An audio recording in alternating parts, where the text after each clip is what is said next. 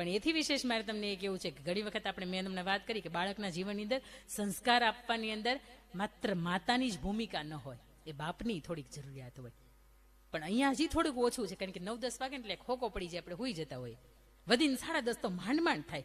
ગામની અંદર કોઈ જાગતો ન હોય. આજ મેં તમને જગાડ્યા છે એટલે હું પાપ નથી કરતી, પણ હારા જ કામ કરું છું. પણ એ તે મેં તમને જગાડ્યા છે ને, એ એક લેખે જગાડ્યા છે. પણ એની અંદર જ્યારે બાપનો રોલ આવતો હોય ત્યારે આપણે એ નથી ખબર હોતી કે આપણા બાળકના છેલ્લે પરીક્ષાની અંદર કેટલા ટકા આવ્યા હતા.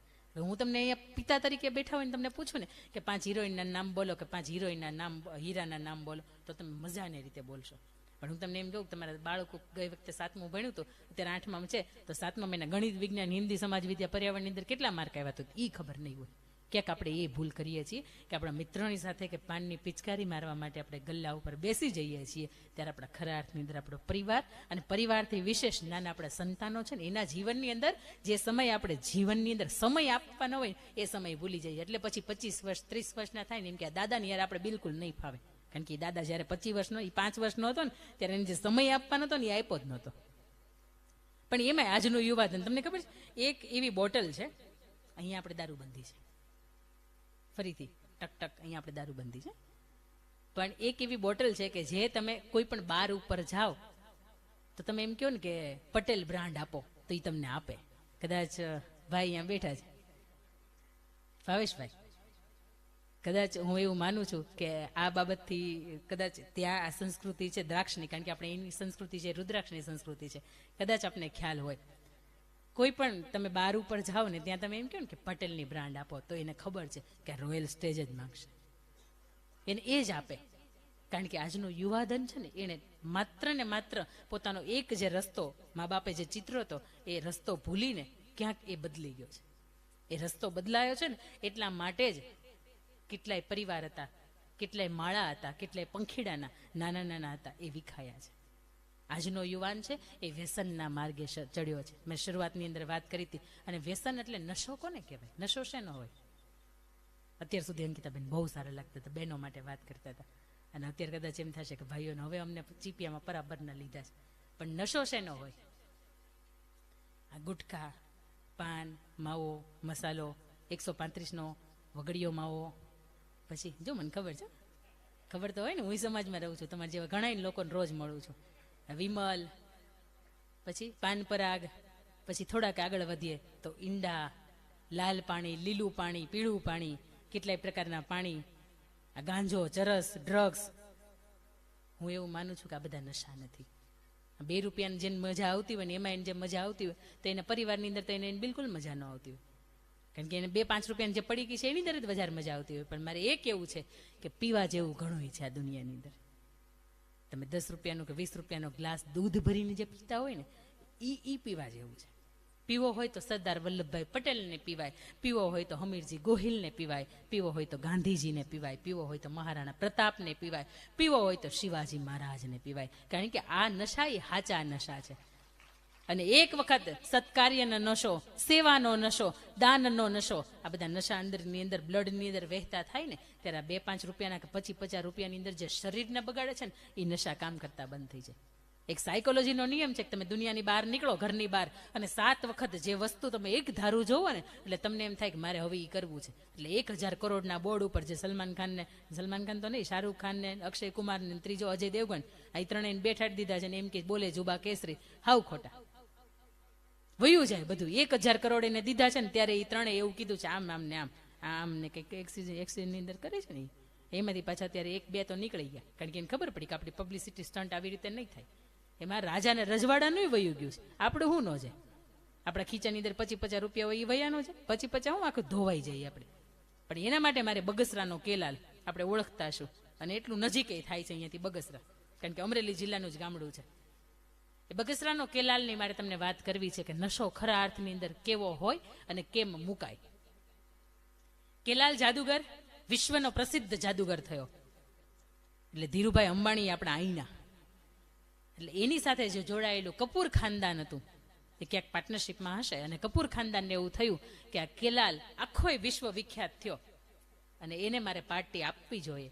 એટલે એ દ્રાક્ષની સંસ્કૃતિ તરફથી રુદ્રાક્ષની સંસ્કૃતિની અંદર મારે ક્યાંક ફેરવી નાખવી છે. એટલા માટે કેલાલને એ પાર્ટીની અંદર બોલાવે છે અને જેટલી પણ મુંબઈની સેલિબ્રિટીઝ કહેવાય એ 1 to 1 એક પણ વ્યક્તિ બાકી ન રહી જાય એવી રીતે ત્યાં ઉપસ્થિત હતી. અને એ કેલાલ જાદુગરને એવું કહે છે કે હવે તમે થોડીક લેવાની શરૂઆત કરો ને, એટલે પાછળની આ પાર્ટી છે એ આખી લેવાની શરૂઆત કરે. ત્યારે કેલાલ જાદુગર એવું કહે છે કે હું નથી પીતો. ત્યારે રાજ કપૂર એવું કહે છે કે તમારે થોડુંક તો લેવું પડે, તમે એમ કરો કે આ એક ચમચી જેટલું લઈ લો. ફરીથી કેલાલ જાદુગર એમ કહે છે ભાઈ તું રહેવા દે, હું નથી પીતો. એટલે શમ્મી કપૂર એનો કાખલો પકડે છે, એને સુવડાવી દે છે અને એના મોઢાની અંદર બોટલ નાખે છે જબરદસ્તીથી, અને એવું કહે છે કે હું નથી પીતો. એવું કહે છે કે તારે પીવું પડશે, તો કે હું નથી પીતો. એટલે રાજ કપૂર એવું કહે છે કે તે તો મારા બાપની ઇજ્જત ન રાખી, મારા બાપના હમ તારે પીવું પડશે. ત્યારે કેલાલ જાદુગર એમ કહે છે કે હું પીતો હતો, પણ મેં જેથી છોડ્યું ને તેથી મારે હાથ પેઢીના હમ ખાઈને છોડ્યા હતા, એટલે આજ તો તારા બાપના હમ આપશો ને લાગે નહીં. છૂટી હકે 55 વર્ષે મેં 62 વર્ષના દાદાની બીડી પીતા છોડાવ્યા અને પરમેનન્ટ નથી પીધી. આજે લગભગ 10 કે 12 મહિના થઈ ગયા, 8-10 મહિના તો થયા જ, એ દાદાને હજી એમ નથી. પણ હું તો એમ કહું છું કે દાદા કદાચ બીડી પીતા હોય કે થોડુંક માવો ખાતા હોય, વગડીઓ ખાતા હોય, એની યાર મારે કઈ તકલીફ જ નથી. પણ જે નાની સંઘ છે ને એને જે ચાલુ કર્યું છે ને તકલીફ ન્યા છે. કારણ કે કદાચ એને એનું જીવન જે જીવવાનું હતું, જીવનની અંદર જે કરવાનું હતું એ એને કરી દીધું, પણ ક્યાંક આપણે યુવાનો તરીકે જ્યારે આપણો રાહ ભટક્યા છે ને એ તકલીફ છે. અને એને જ્યારે પ્રમુખ સ્વામી મહારાજે એવું કીધું કે કેલાલ તું તો હજારો શો છે, એ લાખો શો છે એ કરે છે, અને લાખો યુવાનો છે એને તું તારું મેજિક બતાવી છો, તું એવું કર ને કે ને એક વ્યસન મુક્તિનો સંદેશો મૂક.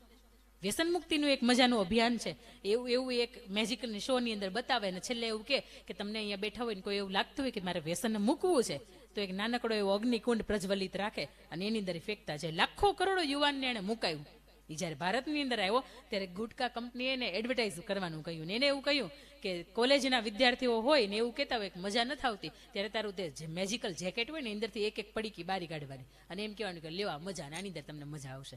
ત્યારે 25 લાખનો એને ઓફર કરી હતી. ત્યારે કેલાલ જાદુગરે એમ કીધું હતું કે નહીં, હું આ નહીં કરું. પછી ફરીથી પેલા એવું કીધું તને 50 લાખ આપવામાં આવે, તને 75 લાખ રૂપિયા આપવામાં આવે. એને એમ કે આને પૈસા ઓછા પડતા હશે.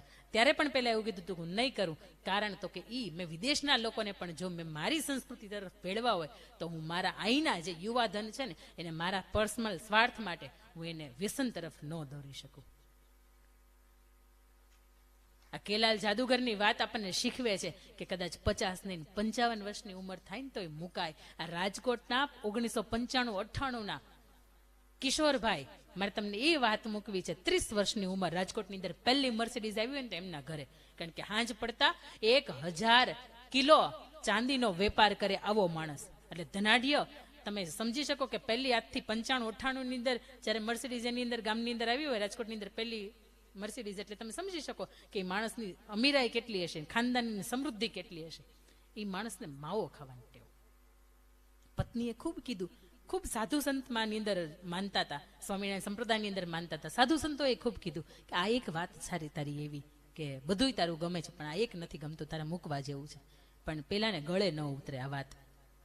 પણ આખી જિંદગી 30 વર્ષનો માંડ સમયગાળો હશે. એક વખત લોહીની ઉલટી થઈ, ડોક્ટરને બતાવ્યું, ટીલાળા સાહેબ કરીને ત્યાં ડોક્ટર હતા, એને એવું કહ્યું કે કદાચ મને કંઈક થોડુંક ગંભીર લાગે છે, તમે મુંબઈ જતા રહ્યો. અને ત્યારે મુંબઈની હોસ્પિટલની અંદર ગયા, રિપોર્ટ કરાવ્યો અને ખબર પડી કે 4થા સ્ટેજનું કેન્સર છે. નાની નાની 3 દીકરીઓ હતી, પત્ની હતી, વિધવા માતા હતા, પપ્પાની હયાતી નહોતી.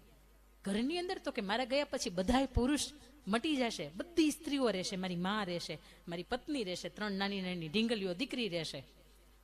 એટલે ડોક્ટરને એવું કહે છે કે તમારે જે પણ ટ્રીટમેન્ટ કરવી પડે એટલી કરો, પણ મારા જીવનને તમે બચાવી લ્યો, મારે કોઈ પણ સંજોગોની અંદર બચી જવું છે, મારે જીવવું છે. ત્યારે ડોક્ટર એવું કહે છે કે તમારે ઘટતા હોય ને તમે મારી પાસે લઈ જાઓ, પણ દુનિયાની અંદર જ્યાં પણ ટ્રીટમેન્ટ કરાવી હોય ત્યાં તમે ટ્રીટમેન્ટ કરાવો, પણ તમારી પાસે 1 મહિનાથી વધારે સમયગાળો નથી. અને ત્યારે એના પત્નીને એ કહે છે કે જે કંઈ પણ સેવા થઈ શકે, જે કંઈ પણ પુણ્ય થઈ શકે તમે કરો. અને એ ત્યાંથી ફરીથી રાજકોટ આવે છે. કરોડોની સંપત્તિ હતી, એ સંપત્તિની વહેંચણી કરે છે, લોકોને જેટલાને જરૂરિયાત હોય એટલાને આપે છે. અને 1 મહિનો પૂરો નથી થતો અને 26મો દિવસ આવે છે અને દિવસ ઢળે નહીં એ પહેલા પોતાનો જે જીવનનો સૂર્યાસ્ત છે એ ઓલવાઈ જાય છે. અને એ જ્યારે દેહાંત થઈને એની જ્યારે સ્મશાન યાત્રા જતી હતી અને એ જે માતાનું આક્રંદ હતું, એ જે પત્નીનું આક્રંદ હતું, અને એ જે 3 દીકરીઓ રડતી હતી અને એનું આક્રંદ હતું ને સાહેબ, મારે એનું કહેવાનું જરૂર કે જીવનની અંદર કોઈક એવું કહેતું હોય કે આ ખોટું છે, આ વ્યસન છે, એ જીવનની અંદર તમને બરબાદ કરી નાખશે, પણ ત્યારે થોડુંક સમજવું, કારણ કે આપણા ગયા પછી ઘણો એવો ખાડો ઘરની અંદર પડી જશે કે આખું ઘર હોમાઈ જશે ને તોય નહીં પૂરાય.